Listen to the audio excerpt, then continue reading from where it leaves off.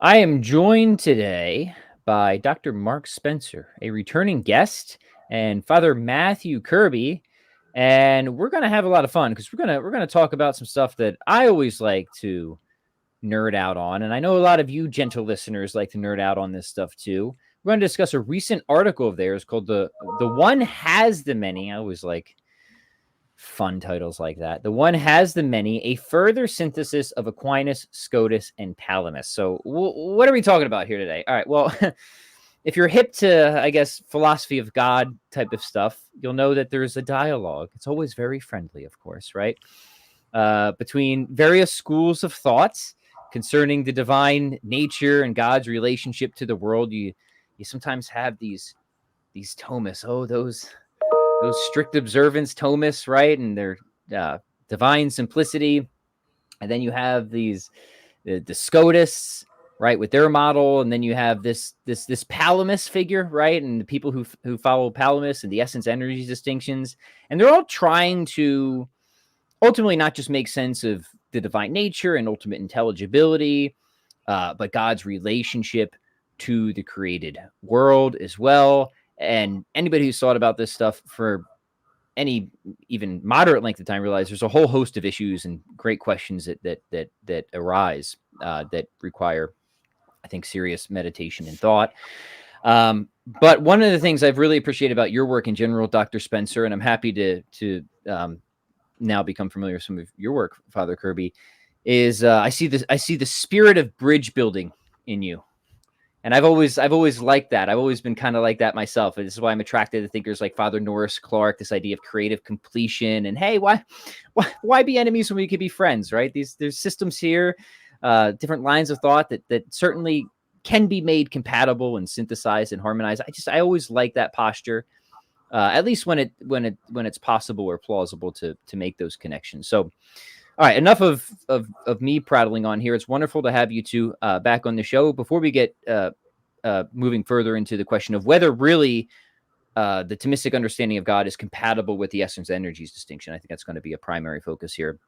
I would love just to have just a brief reintroduction from you, Dr. Spencer, if you don't mind. We can begin with you, and then Father Kirby, I'll have you introduce yourself as well. Sure. Yeah. Thanks for having me, Pat. It's great to be back on again. Yeah. So I'm Mark Spencer, and I teach philosophy at the University of St. Thomas in St. Paul.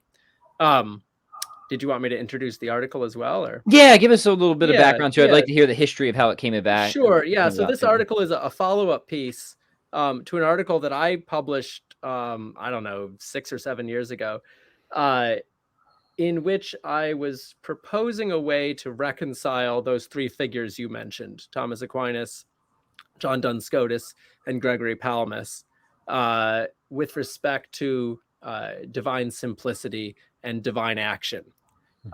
So Thomas Aquinas, as I think probably most of your listeners know, the great 13th century Dominican theologian, Thomas offers an account of God on which God is pure act and therefore simple. He has no parts or distinct accidents. He doesn't participate in anything prior to himself.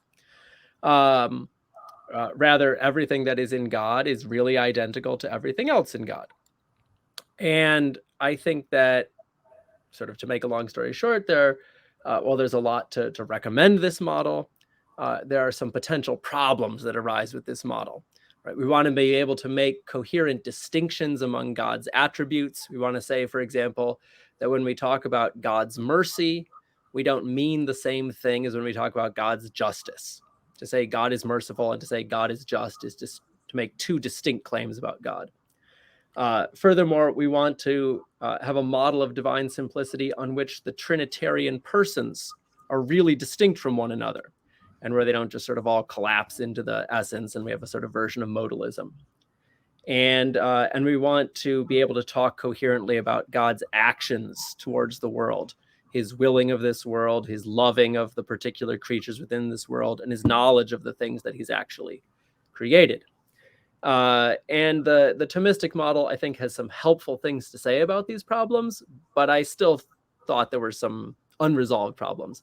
And so I looked to two other theologians, the great Franciscan theologian John Duns Scotus, who was active at the end of the 13th, beginning of the 14th century, and then the 14th century Eastern Orthodox theologian Gregory Palamas, who offer a model of God on which God is simple, and yet there are kinds of distinctions within God that are compatible with simplicity, that do not destroy his simplicity, including distinctions between God and his attributes, what Scotus calls formalities, and between God and his actions, or energiae, which is sometimes transliterated into English as energies. And so I argued that given Aquinas' account of God as pure act, any sort of distinction that was compatible with pure act was also compatible with God. And so these distinctions are compatible with the Thomistic account of God. So that was an article I wrote a long time ago. And then Father Kirby and I have corresponded for many years now. And Father Kirby had the idea for a follow-up piece that would resolve some unresolved tensions in my original piece. So Father Kirby, if you want to talk about that. Okay, yeah. So first, just to introduce myself briefly, I am a priest with the Anglican Catholic Church here in Australia, so a continuing Anglican jurisdiction. And my other job is to teach, and I teach at a Roman Catholic high school here. I'm sitting in the chapel of the Roman Catholic high school, off to the side of the sanctuary here, in the same area where I actually say Mass on Sundays. I don't use the main altar on that side of me because it's after Vatican II, it was moved so close to the sanctuary steps that you can't celebrate ad orientem, which is really the only way I know how to celebrate well. So anyway, I use a side altar, but that's who I am. In terms of how the article came to be, following on from what Professor Spencer was saying, I read the article, I loved it, and Pat, you talked earlier about being a bridge builder.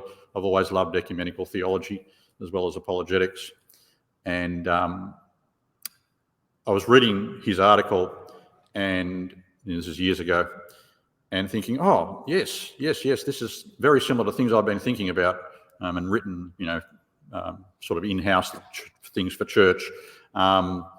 And I thought, oh, okay, that's really great. And so I started a correspondence. I was pushing back a bit more towards the Thomist line, and Mark had to drag me kicking and screaming towards an appreciation for logical univocity. So, but yeah, we corresponded. We sort of agreed, disagreed, and came to a closer and closer convergence, and eventually, Mark suggested we co-write something together based on the ideas we'd been discussing in our correspondence, and that's how this article came to be.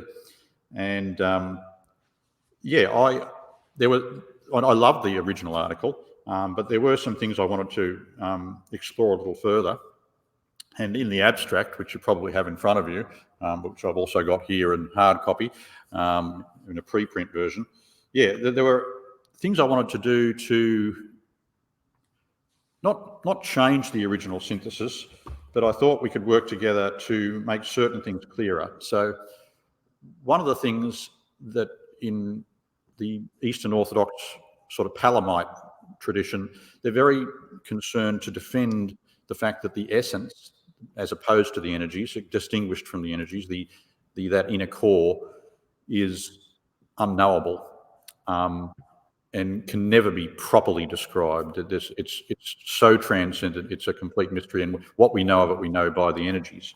And so I thought there were things we could do to explain how the univocal language was not in contradiction with that. Also, I thought we could look, in terms of the univocal sort of approach to describing God versus the analogical approach, how we could better integrate or make it clearer that there was a conformity, a kind of compatibility between the Scotist approach and the Thomist approach. And so that drew me to looking at some certain scholars who'd already found, apart from Mark Spencer being one of them, obviously, but other scholars as well who'd already found that there was no necessary contradiction between what Scotus and Thomas were trying to say. Right. Yeah. I just mentioned having Tom Ward on recently. He maintains the same thing himself, right? He's got a recent book out on Scotus, right? Mm-hmm. Yeah. So I thought, well, okay. So I thought if we can make it clearer, the limits of univocal language, where analogy starts and where univocity ends, kind of thing, it might make it, if you like, easier to see the synthesis of the Thomist and the Scotist approach, but also at the same time defend what the Palamites want to defend, which is the idea that the essence has this transcendence. And I thought one way of doing that or revealing that would be to looking at the limits where the univocal language starts to fail, if you like, or where it starts to be inadequate to the whole reality. That's where you're getting into the essence and the unity that is beyond any understanding that we can reach via the multiple energies, so to speak, the multiple formalities. I'm not expressing this terribly well, but bear with me. I'm a newbie to podcasts. That's all right. These I always just call these jam sessions. We're just exploring ideas and having fun, right? Yeah, yeah. Don't worry. No rethinking and before I try to express them, but yeah. So I also wanted to introduce a term that I thought was useful for understanding the relationship between the unity and the multiplicity that we've been talking about within the divine nature. Sure. And so, I mean, the one has the many was a title I'd long wanted to use for this kind of synthesis, because you've got that famous book, I think it is by Norris Clark, isn't it? The One and the Many. One and the Many, right? Yeah. And, riffing on a famous theme of philosophy. And I wanted to call it The One Has the Many, to sort of give a hint of the harmony between the two approaches, the approach that emphasises the absolute divine simplicity and the approach that emphasises how he is manifest in multiple ways to the finite. Yeah. And so that's why I'd long wanted to use that title. So I was glad we were able to use it. But the term I wanted to introduce was intrinsic ramification. So that's a term I've used in the paper, and it was a term I'd had in my mind for years, and I liked it because it gives this idea that first this relationship between the one and the many in God is a relationship that's intrinsic, it's natural, it's not an accident, it's not some further actualization of God, some if you like fulfilling of his potential. It's something that's always there, that cannot be if you like avoided. If God is who he is, then he also has to be this. He also has to be, so apart from his essence in the Palamite sense, he has to also have these other characteristics which are very much totally founded in and derived from that simple essence, but still introduce the many, if you like, from the one. So intrinsic ramification, and I like the term ramification because it has a technical sense, almost a scientific sense, to do with branching out, but also a popular sense of an intrinsic implication of something. Sure. The ramification of something that follows on from it, if you like, naturally. And so I like the term intrinsic ramification. I thought that the intrinsic ramification is in God is something that occupies a kind of a mean position between substance and accident, and I thought that was a kind of concept that we needed. And although Aquinas himself had already said that proper accidents already occupied a kind of a mean position between substance and accident, I thought that we could do a little better than his analysis of proper accidents, if you like, and I've tried to do that in one of the appendices. So yeah, that's kind of what we were trying to do together. And because my background is, because I'm a science teacher, as well as having studied, theology and philosophy. I wanted to use a scientific analogy that made sense to me, and I hoped would help others to make sense of the relationship between the one and the many. Yeah. So the tomographic, computer tomography and medical tomography, that kind of concept to understand the relationship between the two. Good. Okay, good. Well, we're going to get into all that because I know there's a lot there, but let me set the stage by this. Let me just, put my cards on the table and say, here's what I really like about like call it the hardcore Thomist position, right? And it's really the same thing I kind of like about the hardcore Platinian position at the end of the day, right? Is it's just like, it's really clean. It's really principled. And, to my mind, when a philosopher is sort of on the hunt for ultimate explanation, the general theme behind cosmological arguments is like, look, there's this class of stuff that is not intrinsically completely intelligible. It always points beyond itself, right? Contingent stuff, composite stuff is a big one, especially metaphysically composite stuff. So if we're going to say that reality is completely intelligible, we got to get back to that absolutely simple, pure reality whose essence just is its existence, which entails its necessity and has no arbitrary restrictions, boundaries, ontological composition. Because if we put any of that stuff back in, we're just kind of really back into the creature category, right? So unless we really transcend all that stuff, we haven't gotten back to God, properly speaking. But then, as you hinted, Dr. Spencer, as many people pointed out, well, that's a really clean model, but like, it brings some questions, right? And lots of different questions. One is just concerning compatibility with divine revelation. So that's a host of questions over here, Trinitarian, and like, we know there's models out there for thinking through that, but it's a question, right? You're telling me God is absolutely simple, yet there's three persons? How does that fit, right? It's a great question, right?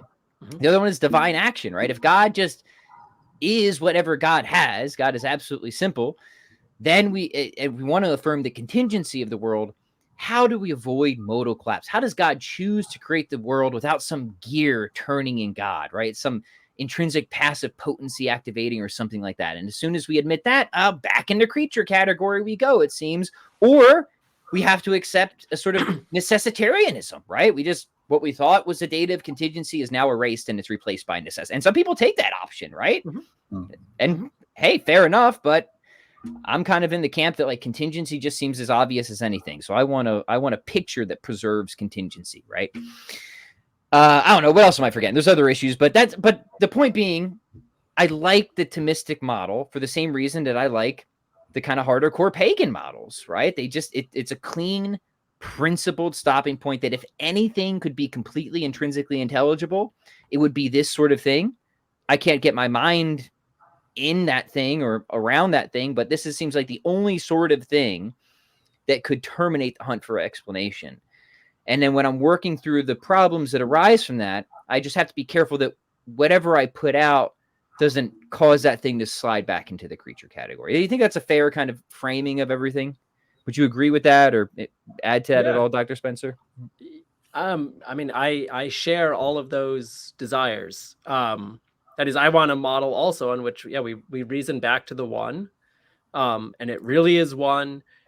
It, God really is necessary, is the principle of all intelligibility, is not explained by anything prior to him. So I share all of those desires, and by setting up the argument in the way we have, I take it that one of the things we're doing is we're trying to see what is compatible with being the one. So sort of accepting, there is the Thomistic one, or even, Platinian one in some sense of that. We're going to have to modify, I think, Plotinus' system a bit more than Thomas's. Unless you read like Lloyd Gerson, and then it just seems like this was just right. Yeah, and I mean, just to sort of go off on that tangent, if you like, for a minute, I mean, the later Platonists working off of Plotinus, I'm thinking of people like Proclus and Iamblichus and Damascus and people like this.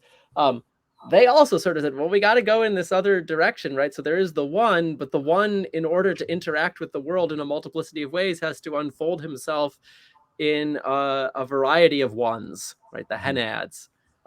So again, we have sort of the multiplicity within the one, and the one necessarily unfolding into a multiplicity.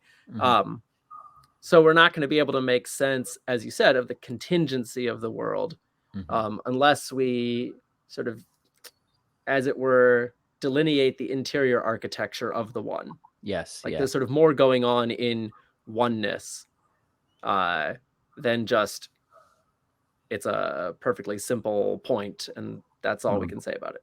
Yeah. Yeah. Great. Okay. Well, let's test it out, right? Shall we? Right. What is compatible with the one? So I don't know. You tell me, where's the best place to start? Like what's a problem that you think is worth thinking about? And we can either bring in Scotus or Palamas. Take us in any direction you want. I definitely want at some point, make sure we talk about the formal distinction, because that's something that I know is on the mind of a lot of the people who listen to this podcast, which is kind of a odd thing to say. How often is the formal distinction on people's minds? But I know that it is. So yeah, wherever you want to start, please. Yeah. I'm happy to start wherever. Father Kirby, if you have a preference. Well, yeah, I think you're asking about where do we start when we're worried about these particular issues. I think it's certainly true that we are concerned about how the one relates to the many, but we also need to remember that, as I put it in the title of the paper, as we have it there, the one has the many, the one caused the many.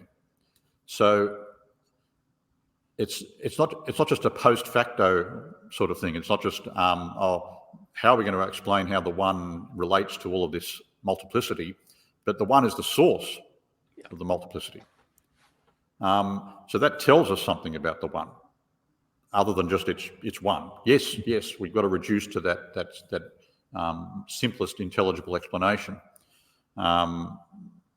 There is a kind of reductionism to theism as well, as that is a better version of reductionism than that the materialists use. But you have to acknowledge the fact that the many exist because of the one. So you start to think about that, and it's there in Aquinas. It's not just, we don't have to look at the Scotists or the Palamites. We can look at the fact that Thomas talks about the divine ideas. So straight away, I mean, the fact that God knows, in knowing himself fully, and his knowledge being identical with his essence, but in knowing himself fully, he also knows all the ways in which he can be participated. So the infinite knows the finite infinitely, so to speak, if I may put it paradoxically. And that knowledge is in God. Now, obviously, God's consciousness, the moment we start talking about that, then we start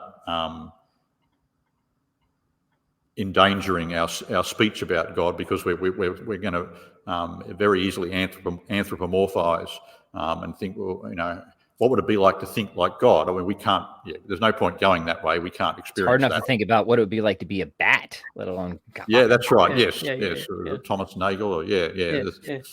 What's it like to be a bat? Yeah. So I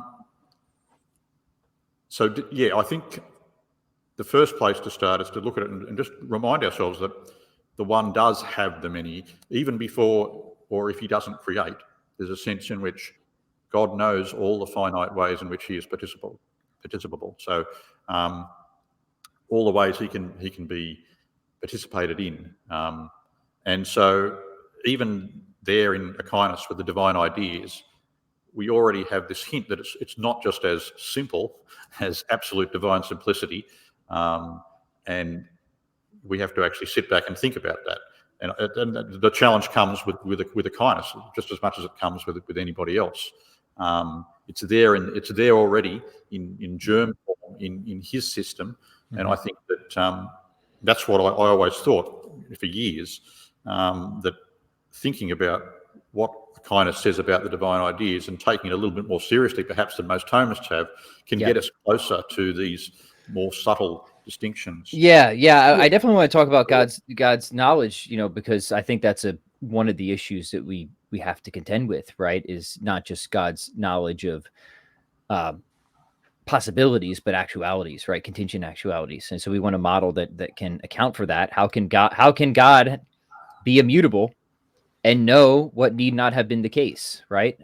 This is a classic issue. But even before that, right? Aquinas is pretty insistent that God knows, many things by knowing one thing, right? That he is identical with, right? So it gets spooky, and that God does not know propositions, because propositional knowledge would, on Aquinas's understanding of what that means, would itself put complexity into God. Right? More accurate to say he doesn't know propositionally. He knows all propositions, but non-propositionally. But he doesn't know propositionally. Right, yeah. Yeah, and that's good, because I like a big heap of spookiness, right? When it comes, because to me that means we're probably thinking at least in the right direction, right? If things are a little too familiar, I actually get a little bit nervous, if that makes sense, right?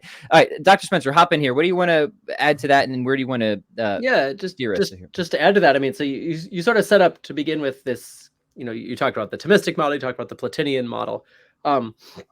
And it strikes me that, if you want neat and tidy, the Platinian model has a real advantage here, because the Platinian one is not a knower and is not a willer, right? The one is prior to knowledge, right? It's the second hypostasis, that the nous that knows things.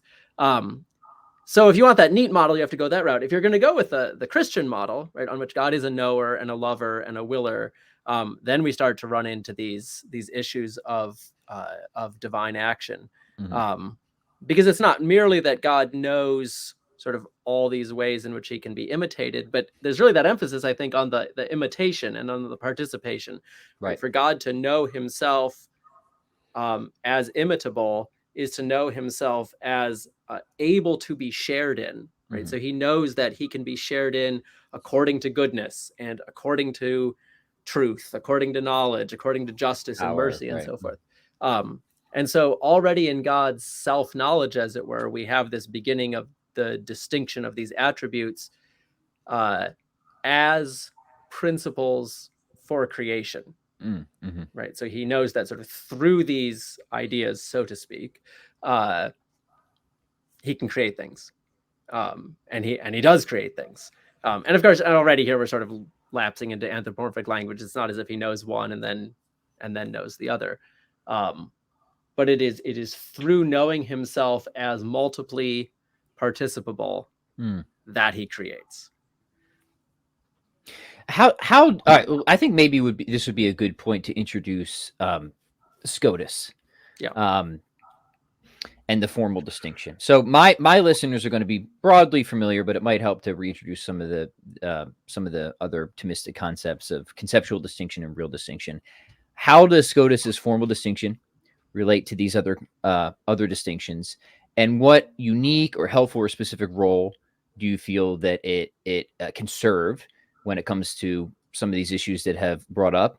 And then, I'd like to see how you guys think that this is totally compatible with the broader system of Thomism, if you don't mind. Sure. So let me just give a quick background sort of on taxonomy of distinctions. I always love this in my classes. I'm like, when we get to distinctions among distinctions, we're having fun. So on the one hand, we've got the real distinction. To really distinguish two things is to say, for example, that they are distinct beings, right? As, for example, you and I are really distinct, or to say that they are distinct beings in the way that a substance and an accident are really distinct, right? So me and my knowledge are really distinct from one another, because they're distinct kinds of being in a sense. And to say that the two things are distinct as sort of separable aspects of a being, right? As, for example, my form and my matter are distinct. These are really distinct. Or to talk about two relations that are sort of opposed to one another or opposites of one another. That's to be really distinct. So really distinct involves just like what the word sounds like, that we've got two things in some sense. So the opposite of that is the conceptual or rational distinction. And this is when we distinguish things, but they're distinct only in our mind. There's not two things out there in reality. Right. Glass half full, half empty, right? Sure. Yeah. The morning star and the evening star. There's two different names for Venus, and if you don't know they're the same, then it's our reference to it that's different, but it's the same thing. It's Venus in the sky. But yeah. So then we run into some sort of problematic middle cases, like for example, and this is sort of where Scotus begins to introduce his idea of a formal distinction.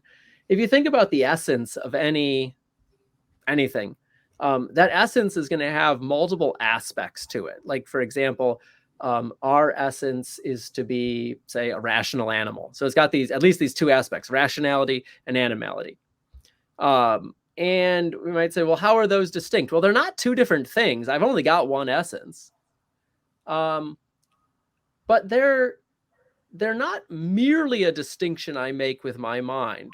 When I speak about my rationality and I speak about my animality, I'm speaking about two real features that I have. And what it is to be an animal is not the same as what it is to be rational in reality, not just in the way that human beings think about it.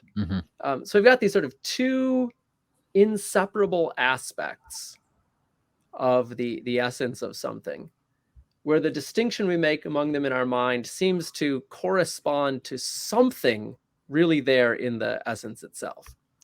And it's here that Scotus introduces the idea of the formal distinction, right? This distinction between two inseparable aspects of a thing, but where there really are these distinct, intelligible contents out there in reality.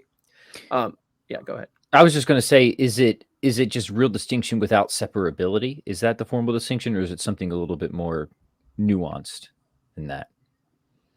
I think it's more nuanced than that. That is, there's really a distinction there in reality. So to that extent, it's real. And the aspects certainly are inseparable. You couldn't separate out my rationality from my animality. But we're really talking about a different kind of reality.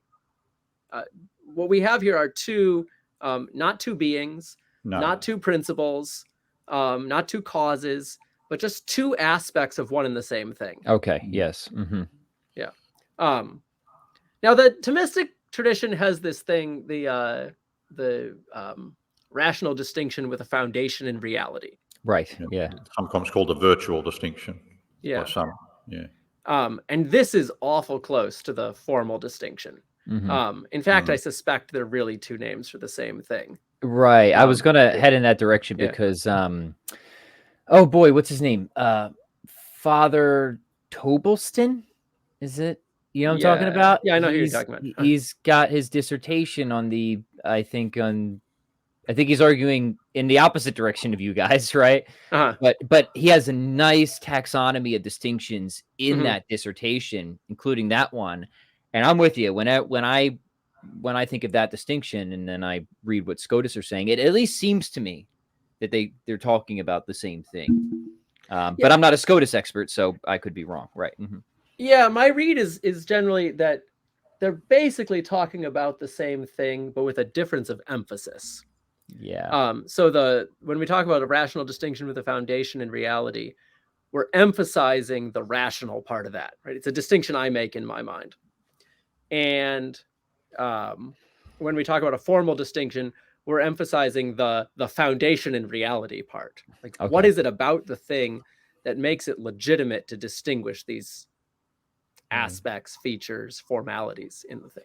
Yeah, I think even Edward Fraser's scholastic metaphysics, I think he says something similar, that they're very close, and that one's emphasizing one and one's emphasizing the other.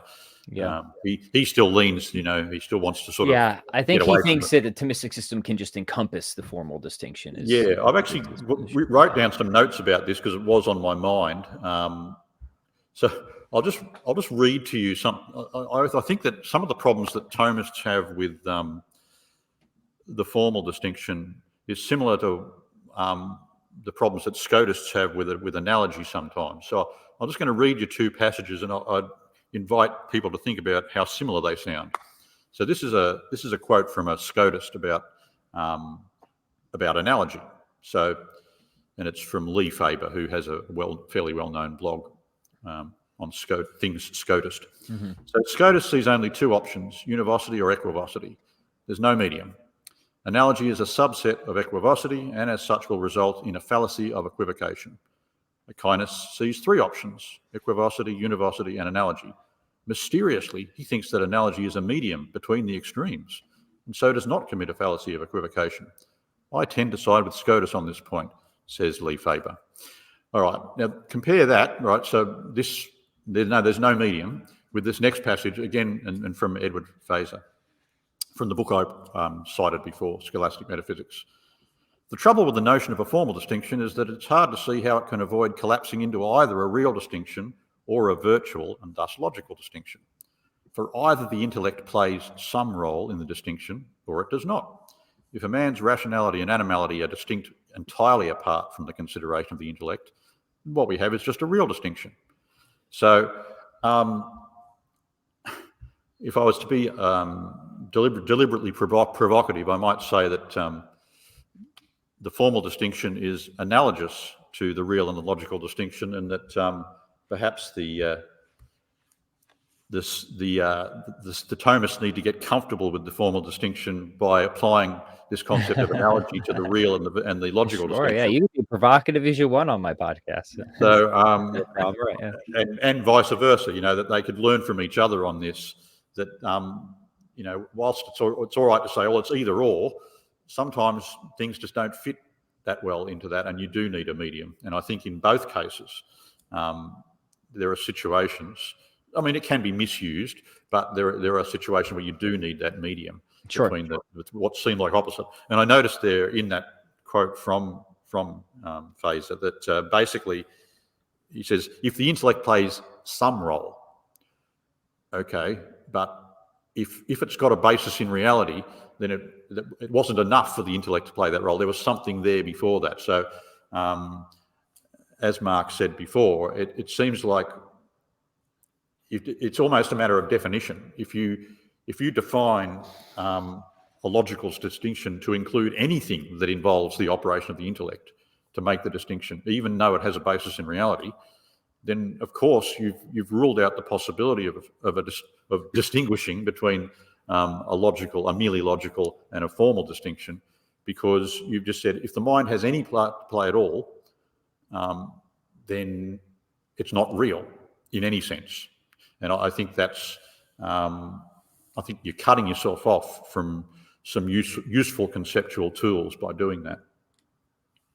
Yeah, good. Dr. Spencer, I want to get any follow-up thoughts you have on that. Then I want to talk application of what role you think the formal distinction, how it can help us with some of the issues that were raised earlier. Sure. Yeah, I think those two quotes that Father Kirby just read are helpful in really sort of setting up these sort of two patterns of thought. We have sort of one pattern of thought that's found in some Thomists and found in some Scotus, where we have sort of one category and another category and no middle position, right? So univocity or equivocity with respect to terms predicated of God and creatures, but no middle analogous position. Or we've got a three-term, univocal, analogous, and equivocal. Or we've got rational versus real distinction and no middle category, or we do have a middle category for the Scotus. And we set up a similar pattern of thinking in our paper when we're talking about substance and accident, that we think there needs to be a middle category there as well, what we call intrinsic ramifications, which is where things like divine ideas and divine energies and these sorts of things fit. And so, yeah, it's just sort of interesting that throughout all of these debates, we have kind of two-term models, what we call binary models, and then others that allow a sort of middle category in between. Yeah.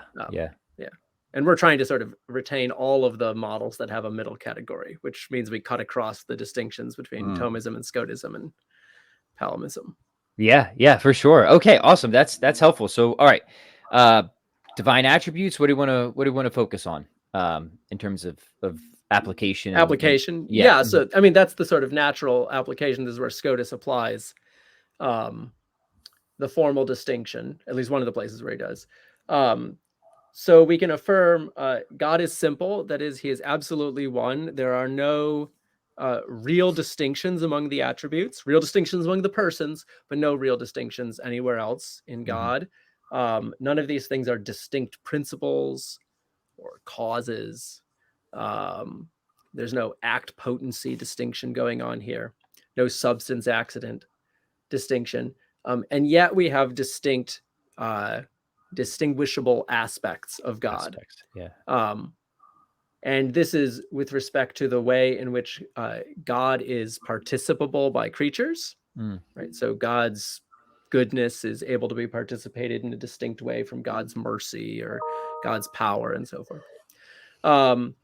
And it's a distinction with respect to how God is participable by creatures and also how God is nameable and knowable by creatures.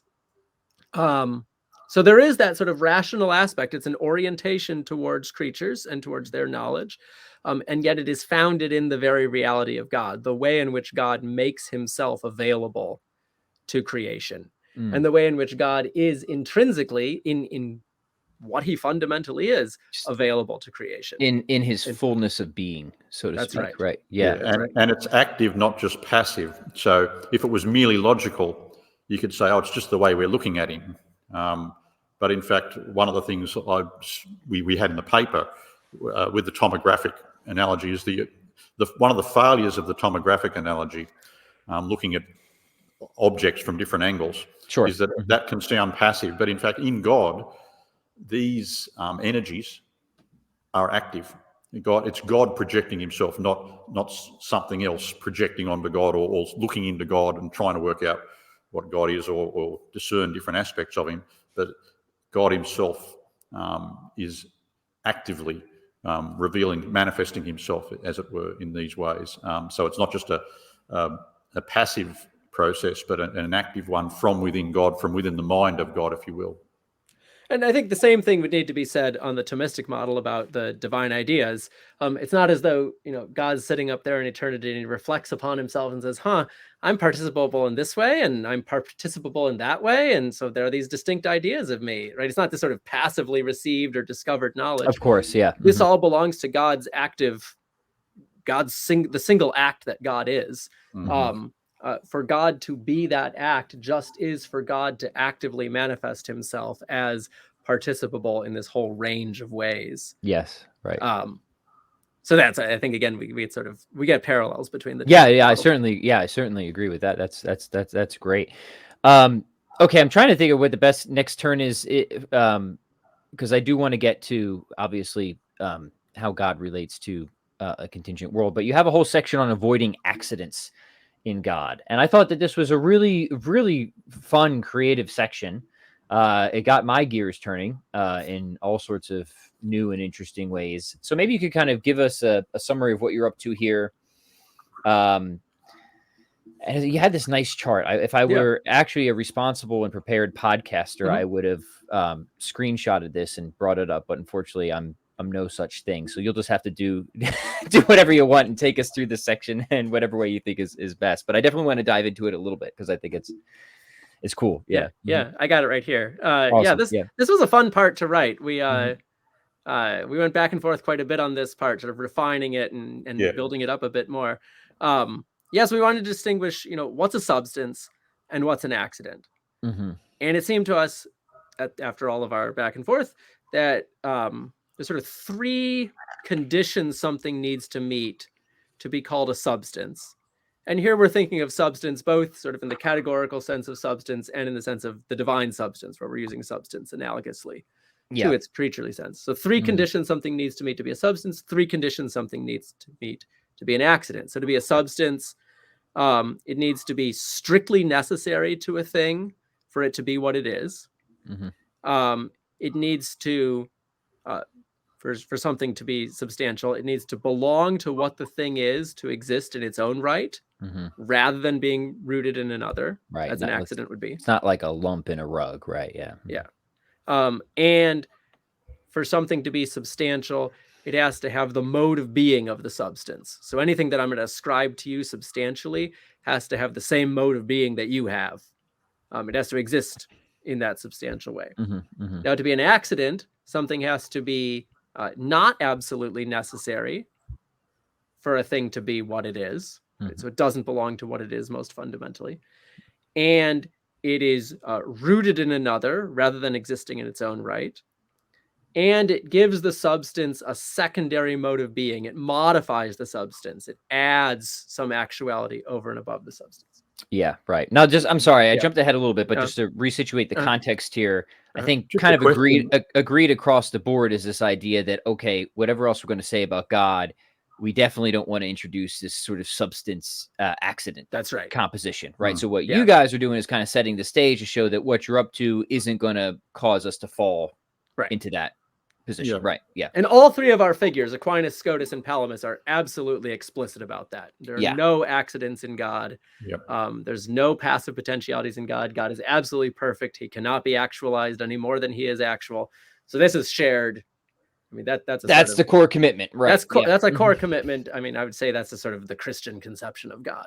I Yeah. know there are Christians who disagree with that, but Yep. I think that's the sort of core to the Christian commitment. Are So we then able yeah, go ahead. are we able to put our screen up on if people wanted to see that chart? Yeah, I think so. See if you're able to share it, and then if it lets you do that, I think I should be able to pull it up. But I think you All guys right. have that Well, the if power. I do, there's a one that says share screen. I'm just Yeah. wondering whether. Is there a present button down here? Yeah, there's a present button. I'm just trying to work out whether or not there's some way I can get this up on the screen. Yeah, I'll go just- ahead and hit I'll that do a little button. experiment anyway. This Yeah, may let's not work. we'll run a little experiment here, and if everything Okay, crashes, share well, screen. Yeah. It's easiest with two monitors. Well, I don't have two monitors. So, all right, well, yeah, I'll well, just try. I'll try this. by the way, while you're setting up, Father Kirby, is when it comes to this article, do you guys have like a preprint available for people who want to read the entire thing? yeah, I think it's yes, it's available now, so we can share it. I'll share it great. to my Right. my academia page. All right, I will be and, sure to link that as well, because Yeah. there's Yeah, I'll obviously send you the a link. lot here, and we're just kind of Sure. scratching the surface. Okay, great. Yeah, It looks but- like it's working. So let me go Is that ahead and pull it up. So Because this will I be can't see you helpful. now, There so- we go. That's Okay. the chart that I That's the wanted to chart, have. right, okay. Thank you. Yeah. Yeah. Yeah. So there you can see we've got the conditions for something being substantial, the conditions for something being accidental. And our contention is that these additional formalities in God, or these additional energies, these acts by which God manifests what he is, these sort of cut across these distinctions.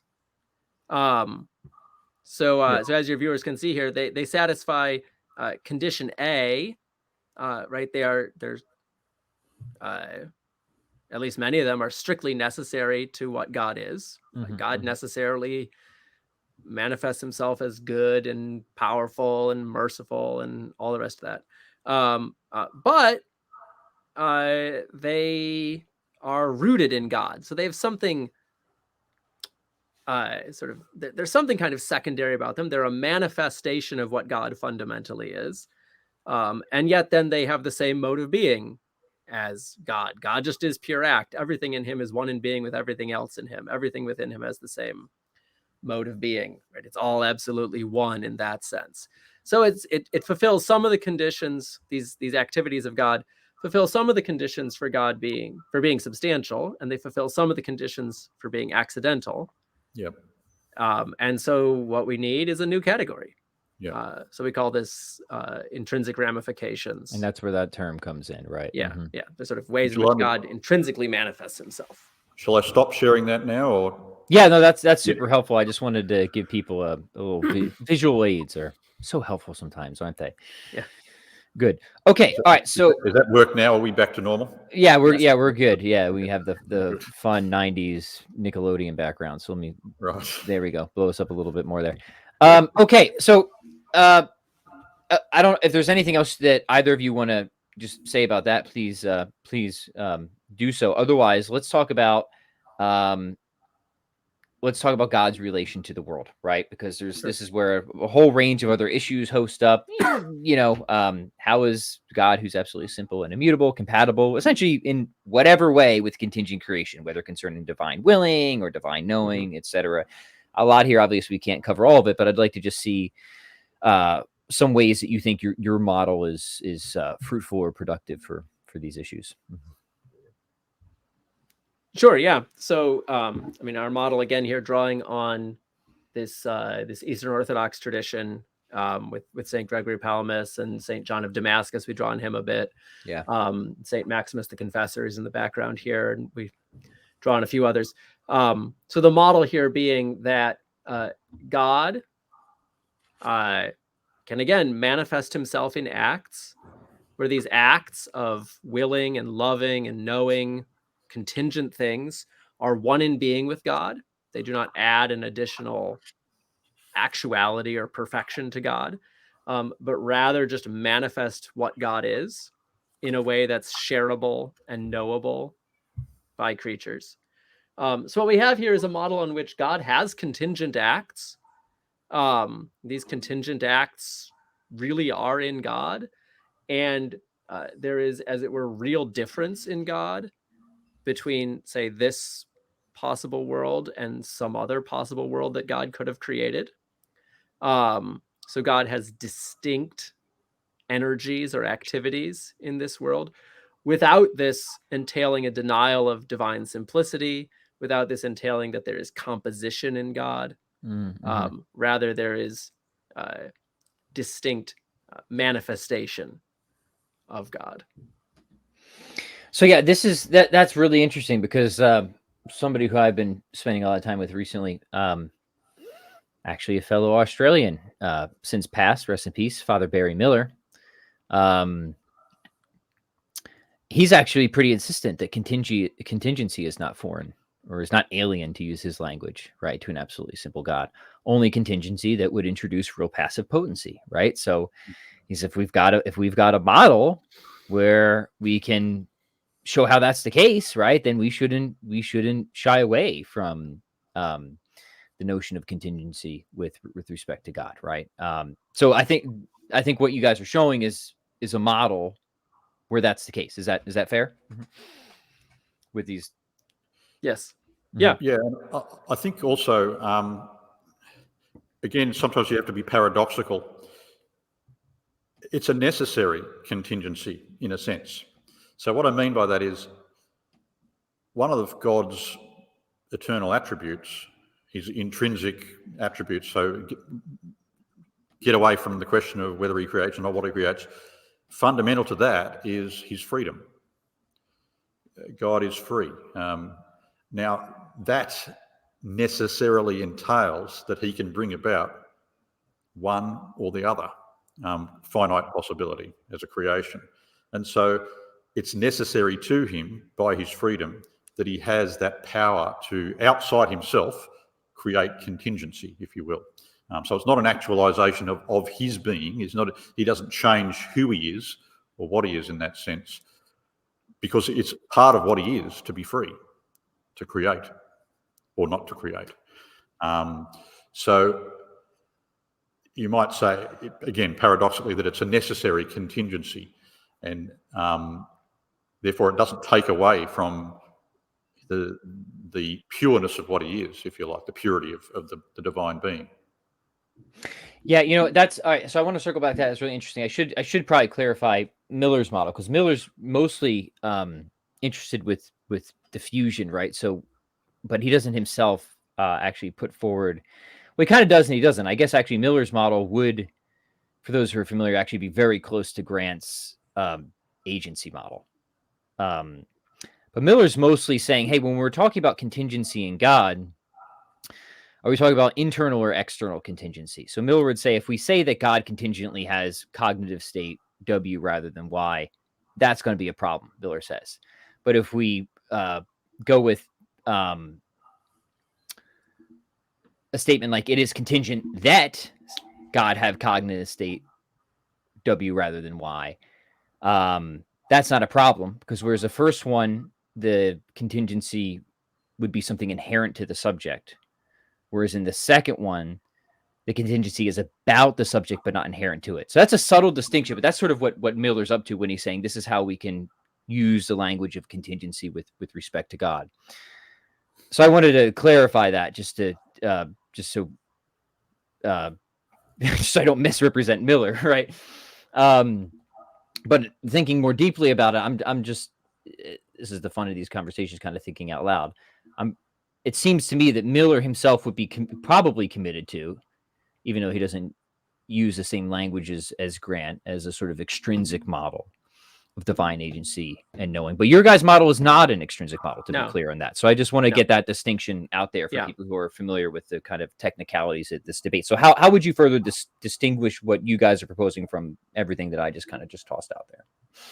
Yeah, our model has contingent acts in God himself. In God, yeah, right. In God himself. Mm-hmm. Yeah. So it's not merely that there are contingent facts about God, but there are contingent acts in God.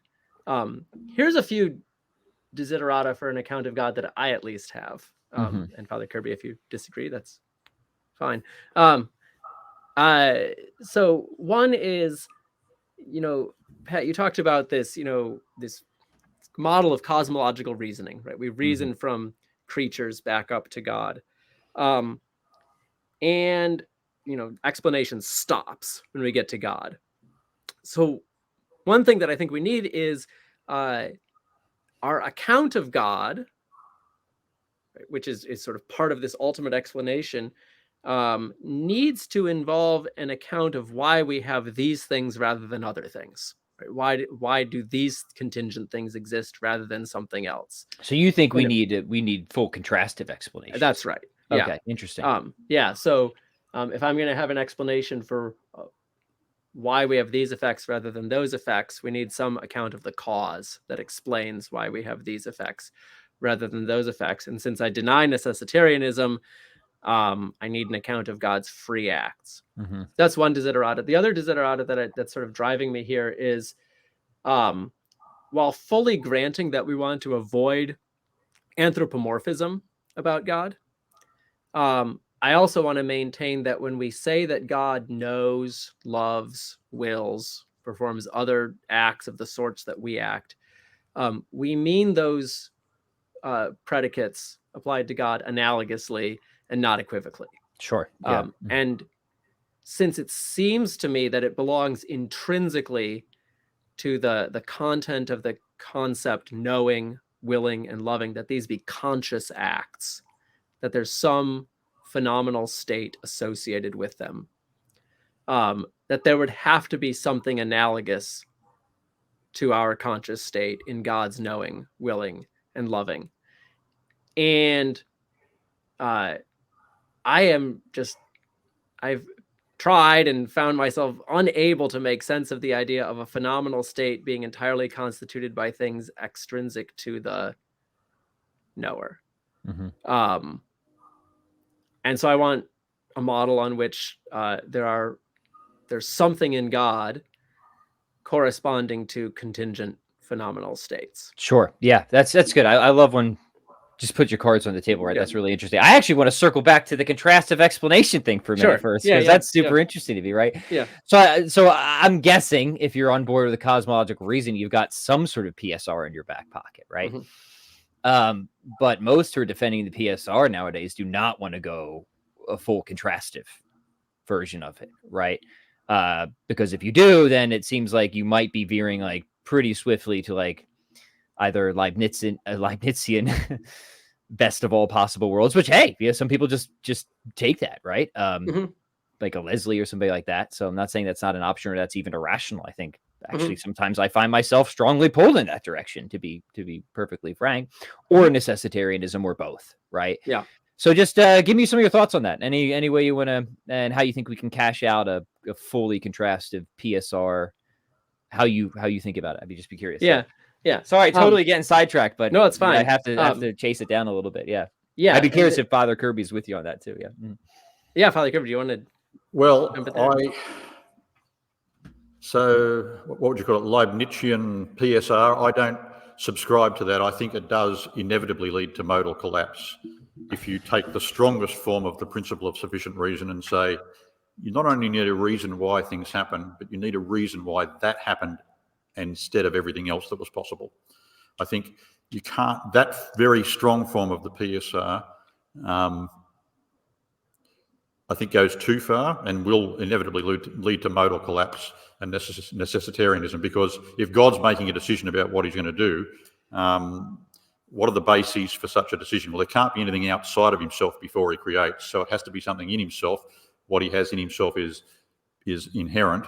I just don't think there's any way of avoiding modal collapse if you take the strongest form of the PSR.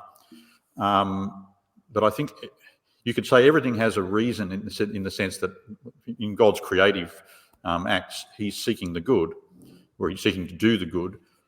Because I don't believe necessarily that there is such a thing as the best of all possible worlds, because any world is finite by definition, and anything finite you can modify in some way to make it better or worse.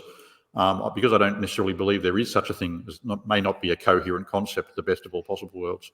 I don't think God is obliged to create the best of all possible worlds, and that we can use that as an explanation for the world as is, as opposed to some alternative possible world he could have created.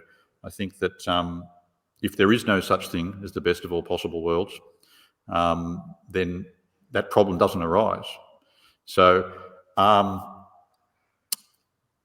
in terms of, I think that, and it's funny, we should come on to this because I'm actually writing a paper about it now, and it's sort of, in the paper we published, I've sort of point to the fact that I'm working on this exact issue. I think one of the things you can be too rationalistic in your understanding of reason, which sounds strange, but I think you need to leave room for what some people would call the arbitrary, but what I would call artistic spontaneity. And so I don't think you have to be able to find a full set of reasons why God did this rather than that. I think that there is this, I think you should leave room for a kind of aspect to reason that is not based on weighing up options and picking the one that has the highest marks, if you like, the best of all possible worlds approach. Sure. So it doesn't bother me that we have to explain why God chose this world rather than some other world. I don't think that's necessarily something we have to worry about. I think we should leave room for, in both human action but more especially, more purely in divine action, room for a degree of spontaneity, something that is not based on, if you like, weighing up the options and actually almost doing it numerically and picking the best, the one with the highest value. As I say, I don't think there is such a thing as the best of all possible worlds necessarily. I have read one scholar recently who argued that there is such a thing as the best of all possible world, but there's no unique best of all possible worlds. You can actually show that he tries to show that the world we're in is actually the best of all possible worlds, but it's one of many best of all possible sure, worlds. there might be best kind of world, right? Yes, you create a certain type of world, you reach an infinite value of goodness. He's saying you can't go any higher than that. And that would get into all sorts of mathematical issues of different types of infinity, which there are. But yeah, I certainly don't think there's any unique best of all possible worlds. I don't think that's a concept that actually makes sense for various reasons. And so I don't worry about the aspect of trying to have a full explanation of why God created the way he did. I think there's a genuine contingency there in his final choice, so to speak. So that is something I'm in the middle of writing about at the moment, yeah. Yeah, so before I let Dr. Spencer, his follow-up and response here, the reason that this is, again, relevant in a wider, I guess, context, and my card's on the table too, right? Is like, if I'm on the hunt for ultimate explanation, I want ultimate explanation, which means I don't want brute facts, right? I don't want brute facts, right? So this is the kind of nice thing about, maybe going for the fuller strength PSR, right? Is the idea is like, you get to bring all those brutes down to zero, right?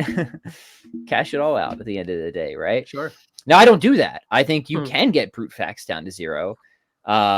With a restricted version of PSR and a certain understanding of the will and its ability to end deliberation and stuff like that. I think you can get full intelligibility, but I've spoken about that on the podcast. People are tired of hearing my account. So I want to hear yours, Dr. Spencer. Tell us how you're thinking about this, right? Yeah. So when we talk about PSR and cosmological reasoning, it seems to me there's sort of a whole sort of spectrum of principles one could have. So one could have the view, this sort of rationalistic view that Father Kirby's talking about, that, for every fact, there is a maybe even statable reason, at least there's a reason why this occurred. And then in the stronger version, why this occurred rather than something else. The principle to which I'm committed is a causal principle. The principle to which I'm committed is, maybe it's a set of principles.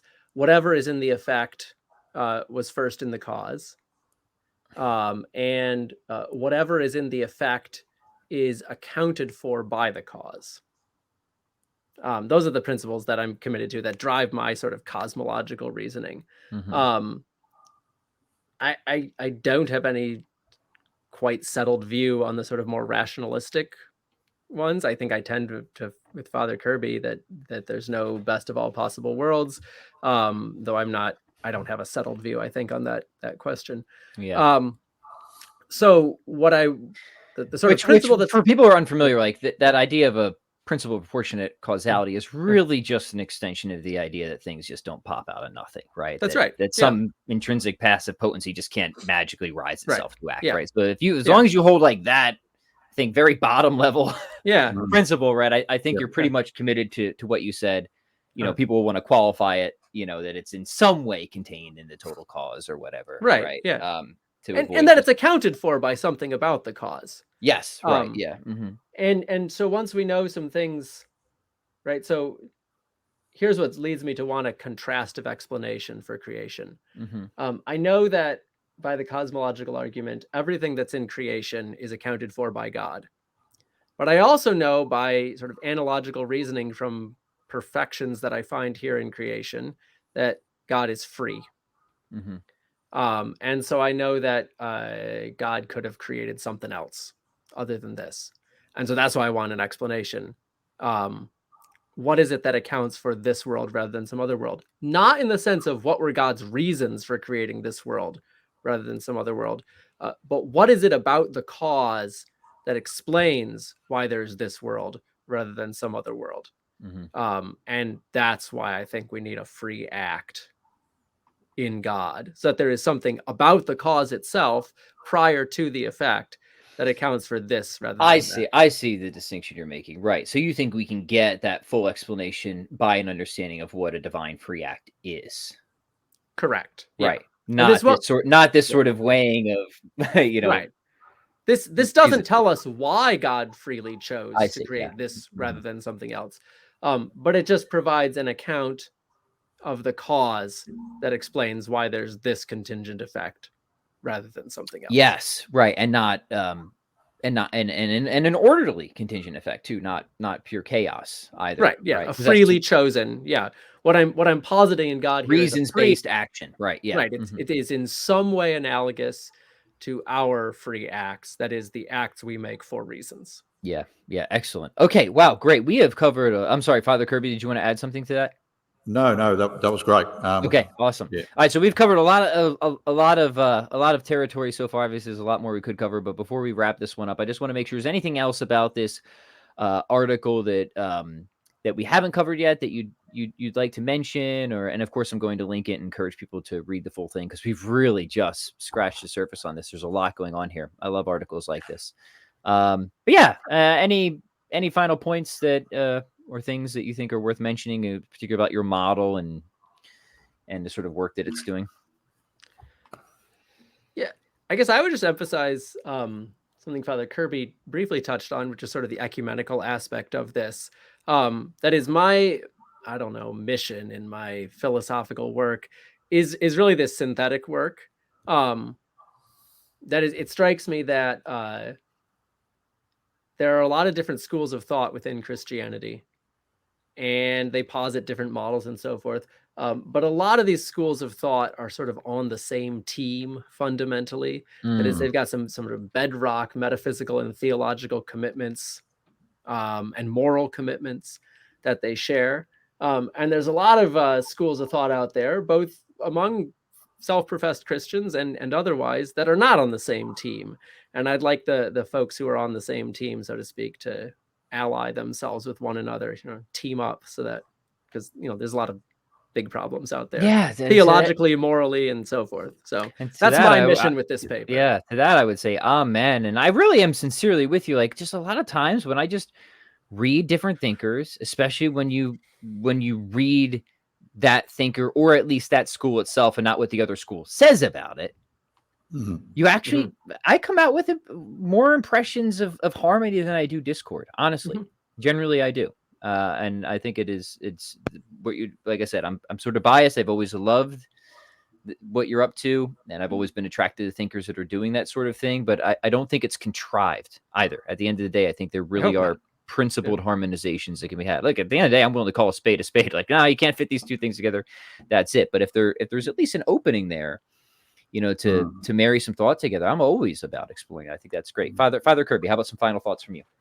Well, what you just said, amen. If you can go for both and rather than either or, then I'm all for that. And yeah, I mean, I fully acknowledge that. Is there a motivation in what I do in this area that's consciously ecumenical? Absolutely. But again, I'm also not interested in pretending that things are true that aren't, or that mutually contradictory statements can be true. Right. But I don't think that's what we're doing. Yeah, very often, like we were looking at before with the formal distinction versus the Thomist virtual distinction, sort of a logical distinction with a basis in reality. It's, what's the term, logomarchy, the idea that you've got different phrases that are they really different? Or is it a distinction without a difference? Sure. Is it, trying to think where that phrase comes from, a distinction without a difference. I remember I've read it somewhere recently, but yeah, I think that where we can harmonise, we should be doing that as much as possible.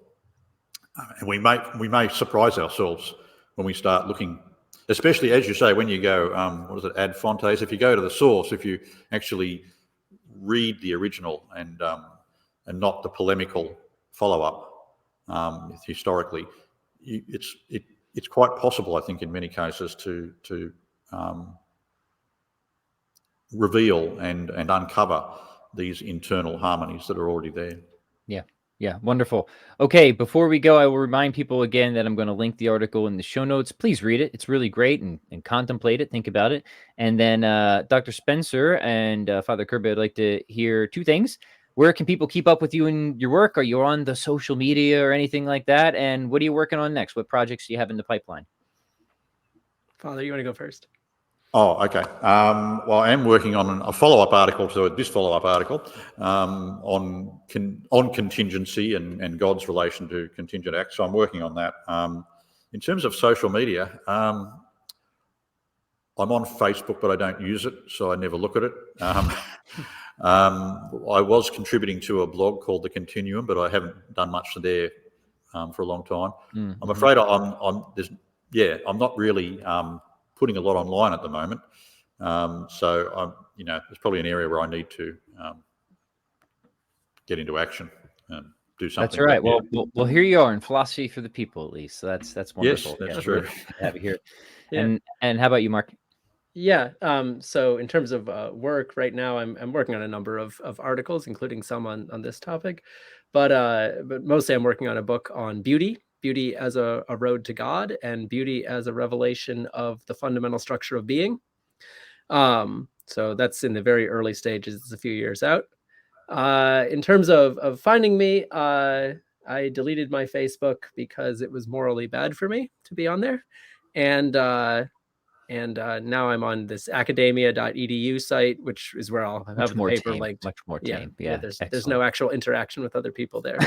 So I am not tempted to say things on social media. Yeah, that's right. Oh, goodness. Yeah.